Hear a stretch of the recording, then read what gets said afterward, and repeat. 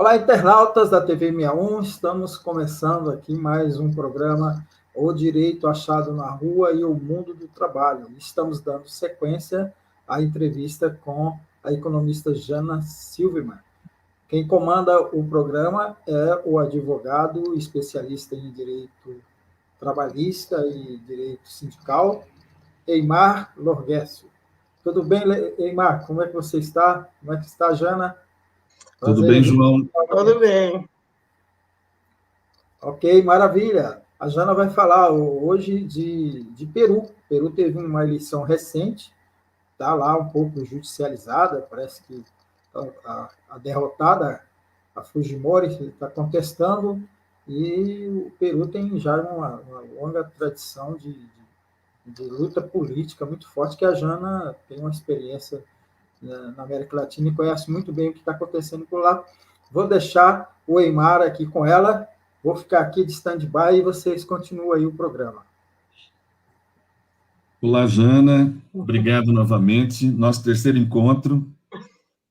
Obrigado por você participar conosco e conversar um pouco sobre a América Latina, Brasil, Estados Unidos. No nosso primeiro encontro, nós falamos, inclusive, de um artigo que você publicou recentemente, um livro publicado no Brasil, sobre a Colômbia e a liberdade sindical, e Colômbia e Bolívia, que estão, nesse momento, inclusive, na Conferência Internacional da OIT, com casos bastante expressivos e com mortes de dirigentes sindicais, especialmente na Colômbia, né?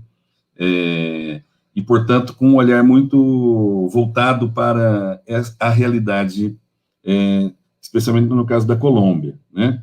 No nosso encontro anterior, nós falamos sobre os Estados Unidos e o que representou a mudança do Trump para o Biden e como é que o movimento sindical e também os trabalhadores, ainda que não organizados, têm se relacionado com outros movimentos para uma pauta progressista, para uma pauta mais à esquerda e, portanto, digamos, para fazer o confronto com os períodos de neoliberalismo e de uma política de extrema-direita que teve em Trump uma representação, digamos, quase mais do que simbólica, porque ele foi real, né?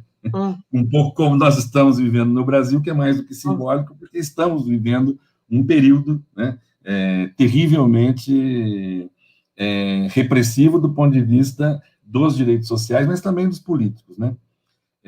E hoje nós vamos falar sobre o Peru, porque nós tivemos aí dois países, eu acho, que na América Latina, que merecem o nosso olhar, nosso acompanhamento, nossas reflexões sobre eles, sobretudo pensando do ponto de vista de trabalhadores e trabalhadoras, né, que é o Chile e Peru, né? Os dois tiveram movimentos. No caso do Chile, nós tivemos um movimento de rua muito expressivo a partir de uma questão específica, um pouco como foi na Colômbia, mas ele desagou, digamos assim, numa eleição de uma nova Constituição, né?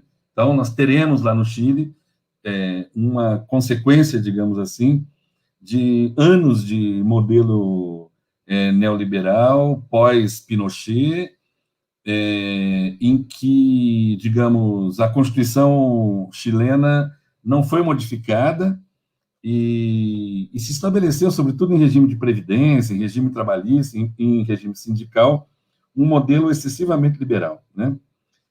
E agora com uma oportunidade de mudar a partir de uma reconstitucionalização.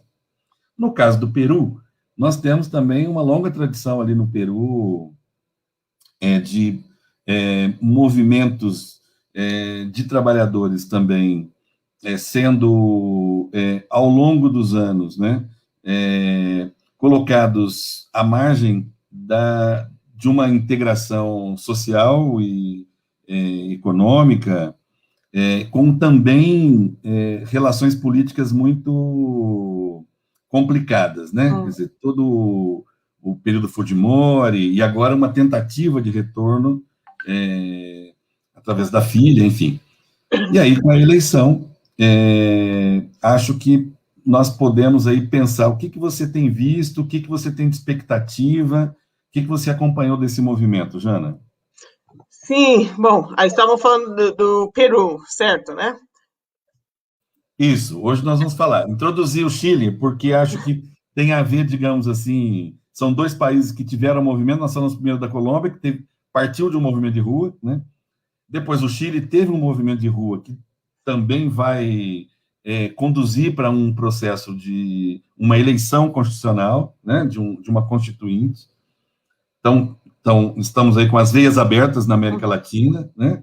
E tivemos o Peru, que nós temos aí um processo eleitoral que conduz, né, para uma novidade no Peru, que é uma eleição, digamos, bastante dividida, certo, né, mas que conduziu uma mudança de perspectiva do ponto de vista de quem foi eleito e dos movimentos que, digamos, deram sustentação para essa eleição, né? Então, sobre o Peru, né, o que nós podemos esperar? O que você acha que nós podemos aí esperar a partir dessa eleição? Bom, aí fazendo esse ponte com o que a gente estava conversando sobre Chile e a Colômbia, eu acho que é importante lembrar que Peru também não foi isento de grandes movimentos de protesta também, só que esses movimentos, em grande parte, muitos aconteceram nas áreas rurais. Ou seja, de fato, o Pedro Castillo, quem provavelmente vai ser o próximo presidente do Peru, ganhou mais protagonismo a nível nacional, porque ele liderou uma greve de professores nas áreas rurais, que foi uma greve nacional, mas ele liderou principalmente nas áreas rurais do país, faz uns 2 anos atrás. E também é importante lembrar que só menos de 6 meses atrás também houve grandes levantamentos no Peru, houve um momento quase igual que houve faz uns 2 décadas atrás na Argentina, que tinha quase 4 presidentes em um espaço de mais ou menos um mês, ou seja, também produto de grandes protestos, tanto nas áreas rurais quanto urbanos, contra a corrupção, enfim, ou seja, então aí então esse resultado eleitoral também é parte desse caldeirão social também, ou seja, que o Peru também participou. E outra coisa que eu acho... Bom, o que eu diria é que o resultado, chegamos no segundo turno das eleições de maneira absolutamente inesperada, ninguém esperava nem que Keiko Fujimori, nem que o Pedro Castillo ia ser os 2 candidatos chegando no segundo turno, porque a direita tradicional tinha outros candidatos que estavam apoiando mais, principalmente o Hernando de Soto, que é um grande figura neoliberal, economista, bem reconhecido, e muito da esquerda urbana, digamos, estava apostando em outra candidata, a Verônica Mendonça.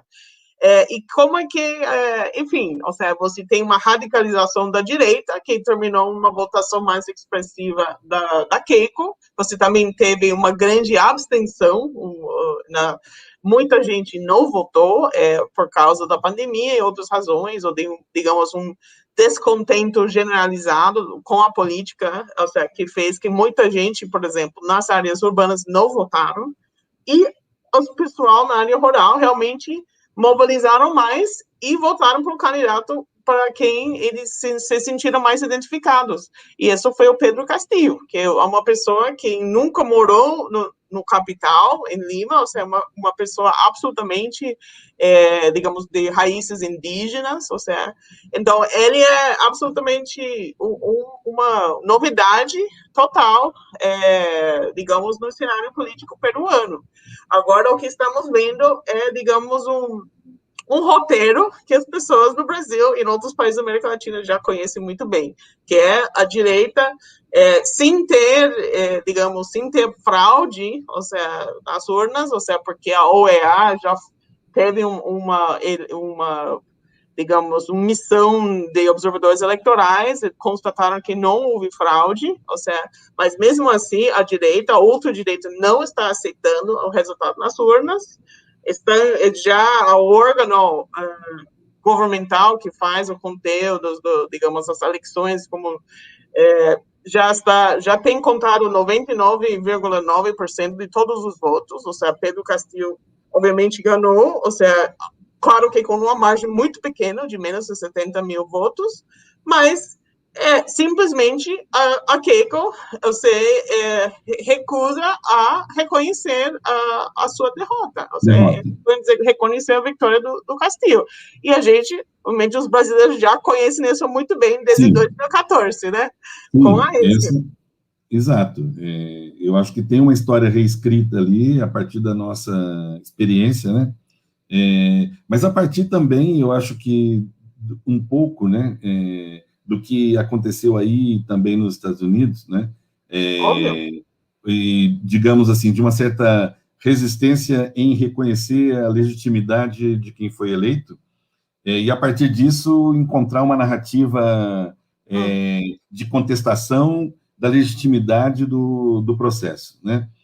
O que pode dar, e sobretudo no caso da América Latina, que nós temos, Brasil passou e passa ainda, né, pelo resultado desse tipo de confrontação, digamos, né, já há algum tempo, e não é a primeira vez no caso brasileiro, né, mas também na América Latina, né, nós tivemos outras situações em que determinadas eleições foram questionadas ao ponto de não dar estabilidade política para o exercício regular de quem representa o governo, ou de quem foi eleito de fato, né? Quer dizer, e aí eu acho que tem um olhar aí para o Peru importante, né, do ponto de vista do apoio que de fato se pode ter para dar legitimidade a quem realmente foi eleito, né? Mas de todo modo, como é que você estava dizendo, e é um fato, né, que a questão, sobretudo no Peru, também no Chile, mas nós estamos aqui falando um pouco do Peru, como é que esses setores que deram apoio ao presidente, né, a eleição do presidente, sobretudo os que vieram do movimento rural e mesmo indígena ali como também tem pautas, digamos assim, de muitos anos relegadas, né, e de que conseguem, digamos, uma eleição inesperada, né, e que agora certamente terão que contar com o apoio e a unidade de outros setores, de outros movimentos progressistas, para que consiga, digamos assim, dar alguma estabilidade para o exercício do mandato, né? Acho que esse isso, se nós olharmos para trás da nossa história, né, um dos erros, digamos, de alguns setores no Brasil foi não ter enxergado no momento pré-golpe ali da presidenta Dilma, né, o risco que se tinha de entregar, né, o país para um tipo de organização que não é uma organização tradicionalmente do âmbito da política, né, que é uma organização que se, digamos, instala do ponto de vista político, mas do ponto de vista também dos direitos sociais, né, como miliciana, ou seja, aquela que não participa dos meios institucionais tradicionais, né? E também é sempre um risco na América Latina esse mundo, né? Esse universo paralelo, que até então era paralelo, né? Entre a política institucional e aquela que se desenhava ou se desenha fora desses cânones institucionalizados, né? E é também um pouco o que se vê ali no que se desenhou no momento final aí da eleição peruana, não é? Não, efetivamente, ou seja, todo o histórico do Keiko Fujimori, o pai dela, o Alberto Fujimori, ou seja, obviamente, ele mesmo cometeu um autogolpe, ou seja, perpetuando no poder por mais de 10 anos, uma coisa absolutamente inconstitucional, ou seja, eles fizeram esterilizações forçadas de mulheres camponesas, ou seja, atrocidades, ou crimes contra a humanidade, ou seja, realmente que poderia ser, digamos, caracterizado como tal, no sentido político também, ou seja, e a Keiko mesmo sendo deputada, ou seja, absolutamente envolvida em casos de corrupção, mas ela nem pode sair do país por causa dos ordens judiciais contra ela. Então, estamos absolutamente um risco de criar esse tipo de estado paralelo que, infelizmente, se vê hoje em dia no Brasil. Então, aí, e a Keiko está usando a mesma retórica que o Bolsonaro usou e usa, ou seja, ela recusa a admitir a derrota, porque fala que o Peru, hoje em dia, está na primeira linha da luta contra comunismo, como se fosse a Guerra Fria de 50 anos atrás, e Pedro Castillo não é comunista, nem é parte do Partido Comunista Peruano, etc. Então, uma coisa absolutamente absurda como está utilizando essas figuras, esses fantasmas do passado, ou seja, e vamos ver o que dá, porque eu acho que ainda a questão ainda está aberta, ou seja, o Pedro Castillo está fazendo uma tentativa agora de consolidar o poder de fato, ou seja, conversando, por exemplo, com governadores e prefeitos de grandes cidades, inclusive que representa da classe meia, ou seja, dentro do país, enfim, ou seja,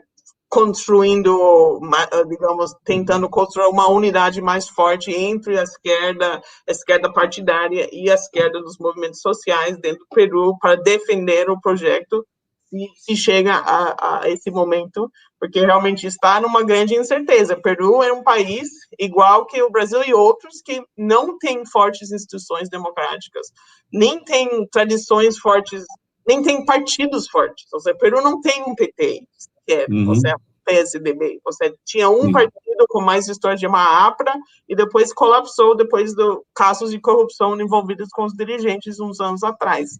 Então, é muito preocupante. Ou seja, por exemplo, fazer uma comparação com os Estados Unidos, o Trump não teve sucesso com todos os reclamos sobre a eleição no ano passado, por quê? Porque a gente tem uma Corte Suprema, uns órgãos, ou seja, digamos, independentes que conseguiram fiscalizar, ou seja, umas instituições independentes da executiva que conseguiram atuar e frear essa possibilidade.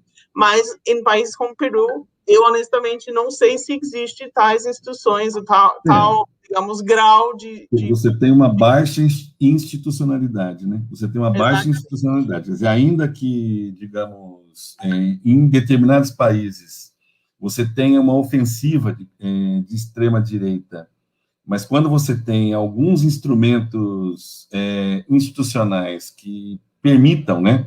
Seja por meio de partidos, seja por meio também de ação sindical, seja por meio dos movimentos sociais, um tecido, digamos, que consiga, né, dar sustentação, ainda assim tem sido difícil, tendo em vista as novidades que têm ocorrido no mundo do ponto de vista da política e da economia. Mas você tem essa institucionalidade de modo a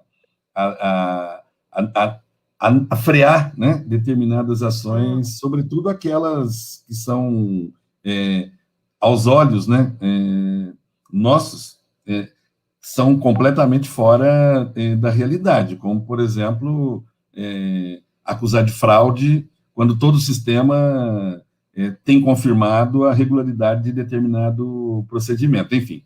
Né? Mas então, agora, eu acho que nos compete aí acompanhar muito atentamente, porque, como eu te disse, as veias abertas da América Latina estão cada vez mais abertas, né? E, portanto, nós temos uma história corrente aí que tem exigido, né, dos movimentos sociais, dos movimentos de trabalhadores, a percepção do que acontece, os riscos que estão envolvidos e a necessidade de pautas comuns, né, de pautas unitárias, mesmo consideradas as diferenças desses movimentos, né? Acho que esse talvez aí a grande lição que a gente tem aprendido nos últimos anos com essa investida fora digamos, do contexto tradicional da política, né?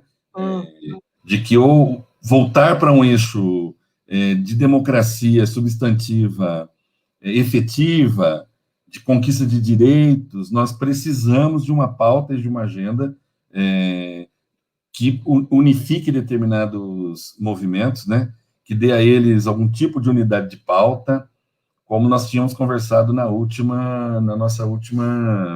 nosso último encontro, né? Essas pautas dos trabalhadores e trabalhadoras, seja urbano, seja rural, da indústria, de serviços, pauta de mulheres, de negros, pautas que estão aí se cruzando, inclusive, com a questão do meio ambiente, enfim, elas estão todas muito integradas, né, Jana? E muito sob ataque, né? São todos esses grupos, digamos, e sujeitos, né, que surgiram ao longo dos últimos 30 anos na busca dos seus direitos, né, e que veem esses direitos ameaçados, né, que, de novo, precisam se organizar para que nós possamos aí retomar, no caso da América Latina, um sentido de desenvolvimento com inclusão, com respeito à natureza, enfim, com respeito aos povos originários, com respeito, no caso da diversidade, quer dizer, essas pautas, né, que são as pautas privilegiadamente atacadas por um tipo de extrema-direita, né, elas, no período da pandemia, me parece que voltam com muita força à agenda, né, de um número maior de pessoas, né, que passaram, talvez, aí a experimentar, né, o desastre do neoliberalismo quando não tem um sistema de saúde que nos permita vacinar, por exemplo, nos permita se internar em caso de gravidade, né. Então, essa pauta não é uma pauta, digamos, teórica, ele é uma pauta real, né, da vida de todos nós. Eu acho que esse é um ponto aí que nos une, né, no olhar, na observação da América Latina, dos Estados Unidos, enfim.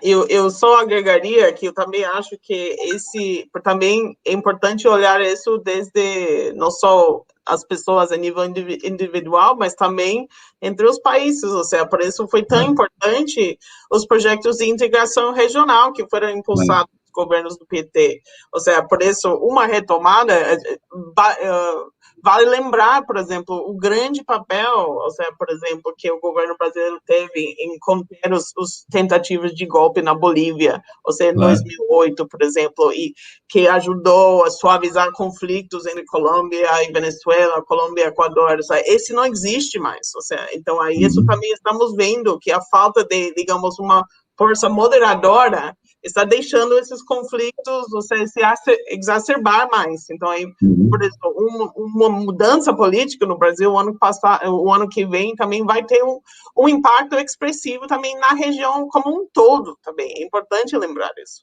Sem dúvida. Eu acho que esse é um fator fundamental que nós temos que observar, né? O papel que o país, né, joga na América Latina, mas também a relação com os outros países, né? E como, de fato, nós não temos saída que não seja aquela em que nós retomemos uma ideia de democracia e de Estado, né? Fora da agenda neoliberal e fora da agenda de uma extrema-direita que não tem como pauta os direitos sociais, ao contrário, né? Que tem como pauta a exclusão e, enfim, o que nós temos de aguardar é que nós todos possamos aí encontrar o caminho da democracia, no caso da América Latina, a partir de governos eleitos com, de fato, muita participação social, né? E como isso vem sendo cada vez mais importante, olhando o que tem acontecido ao nosso redor e olhando também movimentos que têm ocorrido em outros países. Jana, nós vamos terminando aqui o nosso papo de hoje, e o João deve estar chegando aí para nos alertar que estamos no fim do nosso encontro. Te agradecer novamente, esperar que nós possamos ter outros encontros. Sempre muito bom falar com você e sempre muito bom retomar o olhar aí para a nossa América Latina e ver, como eu te disse, que as veias estão abertas e que os movimentos estão ativos, né? E que nós possamos encontrar o caminho da democracia e do apoio, digamos, que movimentos sociais, movimento sindical e tantos outros têm para a construção dos seus próprios direitos, né? É isso aí, então, muito obrigada pelo convite. Obrigado a você, Jana. Devolvendo aí para o João encerrar. Obrigado, João. Mais um encontro nosso aqui. Obrigado, Jana. Obrigado, Eymar. Muito bom. O nosso telenauta deve estar percebendo que a gente está fazendo uma nova dinâmica aqui no nosso programa e a intenção é melhorar cada vez mais, ficar com mais dinamismo e também dar mais autonomia para os titulares dos nossos programas aqui na TV 61.